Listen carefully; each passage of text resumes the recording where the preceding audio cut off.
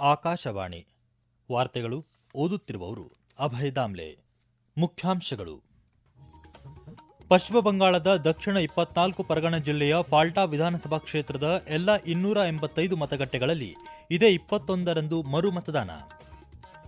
ಕರ್ನಾಟಕದ ದೊಡ್ಡಬಳ್ಳಾಪುರದಲ್ಲಿ ಇಂದು ನೂತನ ಇಎಸ್ಐಸಿ ಆಸ್ಪತ್ರೆ ಉದ್ಘಾಟಿಸಲಿರುವ ಕೇಂದ್ರ ಸಚಿವ ಡಾ ಮನ್ಸುಖ್ ಮಾಂಡವೀಯ. ದೇಶಾದ್ಯಂತ ಇಂದು ಪದವಿ ಪೂರ್ವ ವೈದ್ಯಕೀಯ ಶಿಕ್ಷಣ ಪ್ರವೇಶಕ್ಕಾಗಿ ರಾಷ್ಟ್ರೀಯ ಅರ್ಹತಾ ಮತ್ತು ಪ್ರವೇಶ ಪರೀಕ್ಷೆ ನೀಟ್ ಯುಜಿ. ಹಾಗೂ IPL T20 cricket Mumbai Indians ವಿರುದ್ಧ ಚೆನ್ನೈ ಸೂಪರ್ ಕಿಂಗ್ಸ್ಗೆ 8 ವಿಕೆಟ್ಗಳ ಜಯ. ವಾರ್ತೆಗಳ ವಿವರ. ಪಶ್ಚಿಮ ಬಂಗಾಳದ ದಕ್ಷಿಣ 24 ಪರಗಣ ಜಿಲ್ಲೆಯ ಫಾಲ್ಟಾ ವಿಧಾನಸಭಾ ಕ್ಷೇತ್ರದಲ್ಲಿ ಸಂಪೂರ್ಣ ಮತದಾನ ಪ್ರಕ್ರಿಯೆಯನ್ನು ರದ್ದುಗೊಳಿಸುವ ಕ್ರಮವನ್ನು ಚುನಾವಣಾ ಆಯೋಗ ತೆಗೆದುಕೊಂಡಿದೆ. ಸಹಾಯಕ ಮತಗಟ್ಟೆಗಳು ಸೇರಿದಂತೆ ಎಲ್ಲ 285 ಮತಗಟ್ಟೆಗಳಲ್ಲಿ ಈ ತಿಂಗಳ 21ರಂದು ಮರು ಮತದಾನ ನಡೆಯಲಿದೆ. ಮತಗಳ ಎಣಿಕೆ ಕಾರ್ಯ ಇದೇ 24ರಂದು ಜರುಗಲಿದೆ. ಏಪ್ರಿಲ್ 29ರಂದು ನಡೆದ ಮತದಾನದ ಸಮಯದಲ್ಲಿ ಗಂಭೀರ ಚುನಾವಣಾ ಅಪರಾಧಗಳು ಕಂಡುಬಂದ ಹಿನ್ನೆಲೆಯಲ್ಲಿ ವರದಿಗಳನ್ನು ಅನುಸರಿಸಿ ಈ ನಿರ್ಧಾರ ತೆಗೆದುಕೊಳ್ಳಲಾಗಿದೆ ಎಂದು ಆಯೋಗ ತಿಳಿಸಿದೆ. ಪಶ್ಚಿಮ ಬಂಗಾಳದ ದಕ್ಷಿಣ 24 ಪರಗಣ ಜಿಲ್ಲೆಯ 15 ಮತಗಟ್ಟೆಗಳಲ್ಲಿ ನಿನ್ನೆ ನಡೆದ ಮರು ಮತದಾನದಲ್ಲಿ ಸುಮಾರು 90% ಮತದಾನ ದಾಖಲಾಗಿದೆ. ಮಗ್ರಾಹತ್ ಪಶ್ಚಿಮ ಕ್ಷೇತ್ರದ 11 ಮತ್ತು ಡೈಮಂಡ್ ಹಾರ್ಬರ್ ಕ್ಷೇತ್ರದ 4 ಮತಗಟ್ಟೆಗಳಲ್ಲಿ ನಡೆದ ಈ ಪ್ರಕ್ರಿಯೆಯು ಒಟ್ಟಾರೆಯಾಗಿ ಶಾಂತಿಯುತವಾಗಿ ಮುಕ್ತಾಯಗೊಂಡಿದೆ.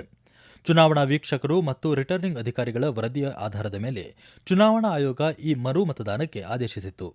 ಈ ಮೊದಲು ಏಪ್ರಿಲ್ 29ರಂದು ನಡೆದ 2ನೇ ಹಂತದ ಚುನಾವಣೆಯ ಸಂದರ್ಭದಲ್ಲಿ ಈ ಮತಗಟ್ಟೆಗಳಲ್ಲಿ ಅಕ್ರಮಗಳು ನಡೆದಿದ್ದವು.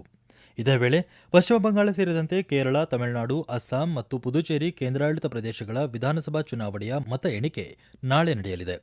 ಅಸ್ಸಾಂನ 126, ಕೇರಳದ 140 ಮತ್ತು ಪುದುಚೇರಿಯ 30 ಸ್ಥಾನಗಳಿಗೆ ಏಪ್ರಿಲ್ 9ರಂದು ಮತದಾನ ನಡೆದಿತ್ತು. ಹಾಗೆಯೇ ತಮಿಳುನಾಡಿನ 234 ಕ್ಷೇತ್ರಗಳಿಗೆ ಮತ್ತು ಪಶ್ಚಿಮ ಬಂಗಾಳದ ಮೊದಲ ಹಂತದ 152 ಸ್ಥಾನಗಳಿಗೆ ಏಪ್ರಿಲ್ 23ರಂದು ಮತದಾನವಾಗಿತ್ತು. ಪಶ್ಚಿಮ ಬಂಗಾಳದ 2ನೇ ಹಂತದ 142 ಕ್ಷೇತ್ರಗಳಿಗೆ ಏಪ್ರಿಲ್ 29ರಂದು ಮತದಾನ ಪ್ರಕ್ರಿಯೆ ಪೂರ್ಣಗೊಂಡಿತು. ಪಶ್ಚಿಮ ಬಂಗಾಳ ಚುನಾವಣೆಯಲ್ಲಿ ಮತ ಎಣಿಕೆ ಮೇಲ್ವಿಚಾರಕರಾಗಿ ಕೇಂದ್ರ ಸರ್ಕಾರಿ ನೌಕರರನ್ನು ಮಾತ್ರ ನೇಮಿಸುವ ಚುನಾವಣಾ ಆಯೋಗದ ನಿರ್ಧಾರದಲ್ಲಿ ಹಸ್ತಕ್ಷೇಪ ಮಾಡಲು ಸುಪ್ರೀಂ ಕೋರ್ಟ್ ನಿರಾಕರಿಸಿದೆ. ನ್ಯಾಯಮೂರ್ತಿ ಪಿಎಸ್ ನರಸಿಂಹ ಮತ್ತು ನ್ಯಾಯಮೂರ್ತಿ ಜಯಮಲ್ಯ ಬಾಗ್ಚಿ ಅವರನ್ನೊಳಗೊಂಡ ಪೀಠ ಆಯೋಗದ ಮಾರ್ಗಸೂಚಿಗಳನ್ನು ಕಟ್ಟುನಿಟ್ಟಾಗಿ ಪಾಲಿಸಬೇಕು ಎಂದು ನಿರ್ದೇಶಿಸಿದೆ. ಈ ನಿರ್ಧಾರವನ್ನು ಪ್ರಶ್ನಿಸಿದ್ದ ತೃಣಮೂಲ ಕಾಂಗ್ರೆಸ್ಗೆ ಈ ತೀರ್ಪು ಹಿನ್ನಡೆಯಾಗಿದೆ.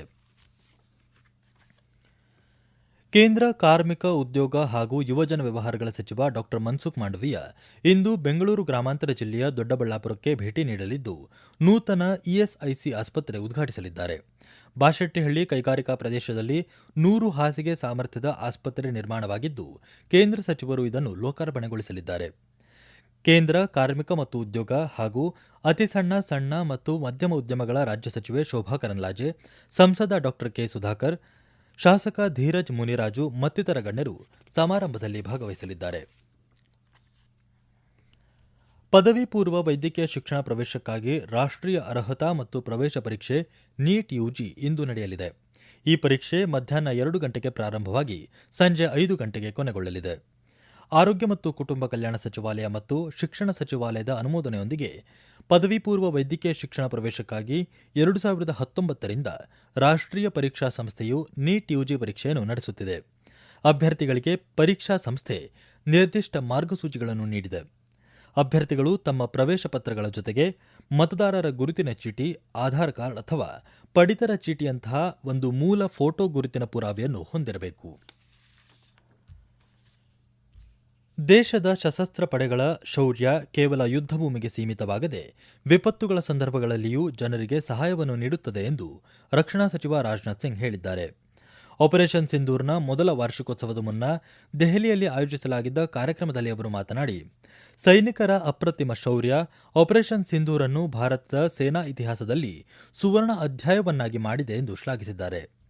ದೇಶ ಮೊದಲು, ಸ್ವಾರ್ಥಕ್ಕಿಂತ ಸೇವೆ ಮಿಗಿಲು ಎಂಬ ಅವರ ನೀತಿಯು ಪ್ರಾಚೀನ ಕಾಲದಿಂದ ಇಂದಿನ ಕಾರ್ಯಾಚರಣೆಗಳವರೆಗೆ ಭಾರತದ ಮಿಲಿಟರಿ ಸಂಪ್ರದಾಯಗಳನ್ನು ವ್ಯಾಖ್ಯಾನಿಸುತ್ತಲೇ ಇದೆ ಎಂದು ಅವರು ಹೇಳಿದರು. ಸಶಸ್ತ್ರ ಪಡೆಗಳು ಯುದ್ಧಭೂಮಿಯಲ್ಲಿ ಮತ್ತು ನೈಸರ್ಗಿಕ ವಿಕೋಪಗಳಿಂದ ಪೀಡಿತ ಜನರಿಗೆ ಸೇವೆ ಸಲ್ಲಿಸುವಲ್ಲಿ ಧೈರ್ಯವನ್ನು ಪ್ರದರ್ಶಿಸಿವೆ ಎಂದು ರಕ್ಷಣಾ ಸಚಿವರು ಮೆಚ್ಚುಗೆ ವ್ಯಕ್ತಪಡಿಸಿದರು. ಈ ವಾರ್ತೆಗಳನ್ನು ಆಕಾಶವಾಣಿಯಿಂದ ಕೇಳುತ್ತಿದ್ದೀರಿ. ನಮ್ಮ ಎಲ್ಲಾ ರಾಷ್ಟ್ರೀಯ ವಾರ್ತೆಗಳು ಹಾಗೂ ಪ್ರದೇಶ ಸಮಾಚಾರ ಈಗ ಆಕಾಶವಾಣಿ ನ್ಯೂಸ್ ಕನ್ನಡ ಯೂಟ್ಯೂಬ್ ಚಾನೆಲ್ನಲ್ಲಿ ಲಭ್ಯ. ನಮ್ಮ ಎಕ್ಸ್ ಖಾತೆ ಮತ್ತು ಇನ್ಸ್ಟಾಗ್ರಾಂ ಖಾತೆ ಆಕಾಶವಾಣಿ ನ್ಯೂಸ್ ಕನ್ನಡ.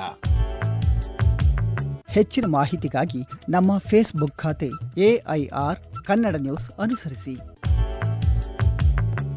ಮಾಹಿತಿಯ ಹೂರಣ ವಾರದ ಕಾರ್ಯಕ್ರಮ ಪ್ರಚಲಿತ ವಿದ್ಯಮಾನ ಪ್ರತಿ ಬುಧವಾರ 9:15.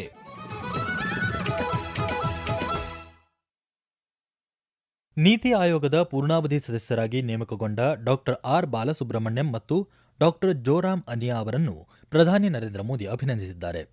ಸಾಮಾಜಿಕ ಮಾಧ್ಯಮ ಪೋಸ್ಟ್ನಲ್ಲಿ ಪ್ರಧಾನಿಯವರು ಅವರ ಅನುಭವ ಮತ್ತು ವಿವಿಧ ವಿಷಯಗಳ ಬಗ್ಗೆ ಆಳವಾದ ತಿಳುವಳಿಕೆಯು ನೀತಿ ನಿರೂಪಣೆಯನ್ನು ಹೆಚ್ಚು ಬಲಪಡಿಸುತ್ತದೆ ಎಂದು ಹೇಳಿದ್ದಾರೆ. ಅವರ ಕೊಡುಗೆಗಳು ವಿವಿಧ ಕ್ಷೇತ್ರಗಳಲ್ಲಿ ನಾವೀನ್ಯತೆ ಮತ್ತು ಬೆಳವಣಿಗೆಗೆ ಸಹಾಯ ಮಾಡುತ್ತವೆ ಎಂದು ಅವರು ವಿಶ್ವಾಸ ವ್ಯಕ್ತಪಡಿಸಿದ್ದಾರೆ. ಕ್ಯಾಬಿನೆಟ್ ಸಚಿವಾಲಯ ಡಾಕ್ಟರ್ ಬಾಲಸುಬ್ರಹ್ಮಣ್ಯಂ ಮತ್ತು ಡಾಕ್ಟರ್ ಅನಿಯಾ ಅವರ ನೇಮಕಾತಿಯ ಬಗ್ಗೆ ಗೆಜೆಟ್ ಅಧಿಸೂಚನೆಯ ಮೂಲಕ ತಿಳಿಸಿದೆ. ದೇಶದ ವಿಪತ್ತು ನಿರ್ವಹಣಾ ವ್ಯವಸ್ಥೆಯನ್ನು ಆಧುನೀಕರಿಸುವ ನಿಟ್ಟಿನಲ್ಲಿ ಕೇಂದ್ರ ಸಂಪರ್ಕ ಸಚಿವ ಜ್ಯೋತಿರಾದಿತ್ಯ ಸಿಂಧ್ಯಾ ಅವರು ನಿನ್ನೆ ಸ್ವದೇಶಿ ತಂತ್ರಜ್ಞಾನದ ಸೆಲ್ ಬ್ರಾಡ್ಕಾಸ್ಟ್ ಸಿಸ್ಟಮ್ ಅನ್ನು ಉದ್ಘಾಟಿಸಿದರು. ದೂರಸಂಪರ್ಕ ಇಲಾಖೆಯ ರಾಷ್ಟ್ರೀಯ ವಿಪತ್ತು ನಿರ್ವಹಣಾ ಪ್ರಾಧಿಕಾರ ಮತ್ತು ಗೃಹ ಸಚಿವಾಲಯದ ಸಹಯೋಗದಲ್ಲಿ ಈ ವ್ಯವಸ್ಥೆಯನ್ನು ಅಭಿವೃದ್ಧಿಪಡಿಸಲಾಗಿದೆ. ಲೋಕಾರ್ಪಣೆಯ ಅಂಗವಾಗಿ ನಿನ್ನೆ ಮಧ್ಯಾಹ್ನ ದೇಶಾದ್ಯಂತ ಯಶಸ್ವಿ ಪ್ರಾಯೋಗಿಕ ಪರೀಕ್ಷೆ ನಡೆಸಲಾಗಿದ್ದು, ನಾಗರಿಕರ ಮೊಬೈಲ್ ಫೋನ್ಗಳಿಗೆ ಸೈರನ್ ಶಬ್ದದೊಂದಿಗೆ ತುರ್ತು ಎಚ್ಚರಿಕೆ ಸಂದೇಶಗಳನ್ನು ರವಾನಿಸಲಾಯಿತು. ನವದೆಹಲಿಯಲ್ಲಿ ನಡೆದ ಕಾರ್ಯಕ್ರಮದಲ್ಲಿ ಮಾತನಾಡಿದ ಸಚಿವರು, ಈ ವ್ಯವಸ್ಥೆಯು ಲಕ್ಷಾಂತರ ಜನರಿಗೆ ಕ್ಷಣಾರ್ಧದಲ್ಲಿ ಭೌಗೋಳಿಕ ಆಧಾರಿತ ಎಚ್ಚರಿಕೆಗಳನ್ನು ತಲುಪಿಸುವ ಮೂಲಕ ವಿಪತ್ತು ನಿರ್ವಹಣೆಯಲ್ಲಿ ಕ್ರಾಂತಿಕಾರಿ ಬದಲಾವಣೆ ತರಲಿದೆ ಎಂದರು. ಸಾಂಪ್ರದಾಯಿಕ SMS ವ್ಯವಸ್ಥೆಗಿಂತ ವೇಗವಾಗಿರುವ ಈ ತಂತ್ರಜ್ಞಾನ ನೆಟ್ವರ್ಕ್ ದಟ್ಟಣೆಯ ನಡುವೆಯೂ ನಿಖರವಾಗಿ ಕಾರ್ಯನಿರ್ವಹಿಸುತ್ತದೆ. ದಿಢೀರ್ ಪ್ರವಾಹ ಅಥವಾ ಅನಿಲ ಸೋರಿಕೆಯಂತಹ ತುರ್ತು ಸಂದರ್ಭಗಳಲ್ಲಿ ವಿವಿಧ ಭಾಷೆಗಳಲ್ಲಿ ಎಚ್ಚರಿಕೆ ನೀಡುವ ಮೂಲಕ ನಾಗರಿಕರ ಸುರಕ್ಷತೆ ಮತ್ತು ಸಾರ್ವಜನಿಕ ನಂಬಿಕೆಯನ್ನು ಇದು ಬಲಪಡಿಸುತ್ತದೆ. ವಿದೇಶಾಂಗ ವ್ಯವಹಾರಗಳ ಸಚಿವ ಡಾ ಎಸ್ ಜಯಶಂಕರ್ ಅವರು ಇಂದಿನಿಂದ ಜಮೈಕಾ, ಸುರಿನಾಮ್ ಮತ್ತು ಟ್ರಿನಿಡಾಡ್ ಮತ್ತು ಟೊಬ್ಯಾಗೊ ದೇಶಗಳಿಗೆ ಅಧಿಕೃತ ಪ್ರವಾಸ ಕೈಗೊಂಡಿದ್ದು, ಈ ಪ್ರವಾಸ ಈ ತಿಂಗಳ 10ರವರೆಗೆ ಮುಂದುವರಿಯಲಿದೆ. ಇಂದು ಬೆಳಗ್ಗೆ ಸಚಿವರು ಜಮೈಕಾದ ಕಿಂಗ್ಸ್ಟನ್ ತಲುಪಿದ್ದಾರೆ. ಈ ಮೂರು ದೇಶಗಳು ಗಿರ್ಮಿಟಿಯಾ ಸಮುದಾಯದ ಉಪಸ್ಥಿತಿಯಿಂದಾಗಿ ಭಾರತದೊಂದಿಗೆ ವಿಶೇಷ ಸಾಂಸ್ಕೃತಿಕ ಮತ್ತು ಐತಿಹಾಸಿಕ ಸಂಬಂಧಗಳನ್ನು ಹೊಂದಿವೆ. ಈ ಭೇಟಿಯ ಅವಧಿಯಲ್ಲಿ ಸಚಿವ ಡಾ ಎಸ್ ಜಯಶಂಕರ್ ಈ ರಾಷ್ಟ್ರಗಳ ಪ್ರಮುಖ ನಾಯಕರನ್ನು ಭೇಟಿ ಮಾಡಲಿದ್ದಾರೆ ಎಂದು ವಿದೇಶಾಂಗ ಸಚಿವಾಲಯ ತಿಳಿಸಿದೆ. ವಿದೇಶಾಂಗ ಸಚಿವರೊಂದಿಗೆ ನಡೆಸುವ ಚರ್ಚೆಗಳಲ್ಲಿ ದ್ವಿಪಕ್ಷೀಯ ಸಂಬಂಧಗಳ ಎಲ್ಲ ಆಯಾಮಗಳು ಮತ್ತು ಪರಸ್ಪರ ಹಿತಾಸಕ್ತಿಯ ಪ್ರಾದೇಶಿಕ ಮತ್ತು ಜಾಗತಿಕ ವಿಷಯಗಳು ಒಳಗೊಂಡಿರಲಿವೆ. ಈ ಭೇಟಿಯು ಜಮೈಕಾ, ಸುರಿನಾಮ್ ಮತ್ತು ಟ್ರಿನಿಡಾಡ್ ಹಾಗೂ ಟೊಬ್ಯಾಕೊ ದೇಶಗಳೊಂದಿಗೆ ಭಾರತದ ಸಹಕಾರದ ವೇಗವನ್ನು ಹೆಚ್ಚಿಸುವ ನಿರೀಕ್ಷೆಯಿದೆ. ಚೆನ್ನೈನ ಎಂಎ ಚಿದಂಬರಂ ಕ್ರೀಡಾಂಗಣದಲ್ಲಿ ಕಳೆದ ರಾತ್ರಿ ನಡೆದ ಐಪಿಎಲ್ ಟಿ20 ಕ್ರಿಕೆಟ್ ಪಂದ್ಯದಲ್ಲಿ ಚೆನ್ನೈ ಸೂಪರ್ ಕಿಂಗ್ಸ್ ತಂಡ ಮುಂಬೈ ಇಂಡಿಯನ್ಸ್ ತಂಡವನ್ನು 8 ವಿಕೆಟ್ಗಳಿಂದ ಸೋಲಿಸಿತು.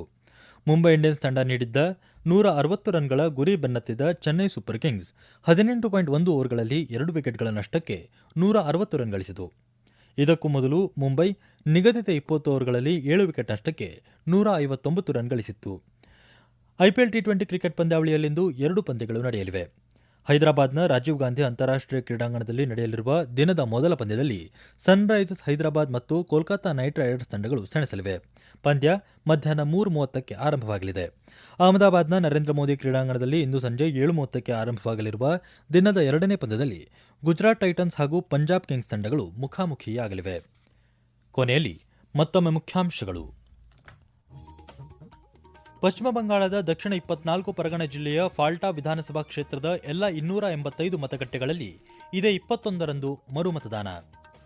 ಕರ್ನಾಟಕದ ದೊಡ್ಡಬಳ್ಳಾಪುರದಲ್ಲಿ ಇಂದು ನೂತನ ಇಎಸ್ಐಸಿ ಆಸ್ಪತ್ರೆ ಉದ್ಘಾಟಿಸಲಿರುವ ಕೇಂದ್ರ ಸಚಿವ ಡಾ ಮನ್ಸುಖ್ ಮಾಂಡವೀಯ. ದೇಶಾದ್ಯಂತ ಇಂದು ಪದವಿ ಪೂರ್ವ ವೈದ್ಯಕೀಯ ಶಿಕ್ಷಣ ಪ್ರವೇಶಕ್ಕಾಗಿ ರಾಷ್ಟ್ರೀಯ ಅರ್ಹತಾ ಮತ್ತು ಪ್ರವೇಶ ಪರೀಕ್ಷೆ ನೀಟ್ ಯುಜಿ.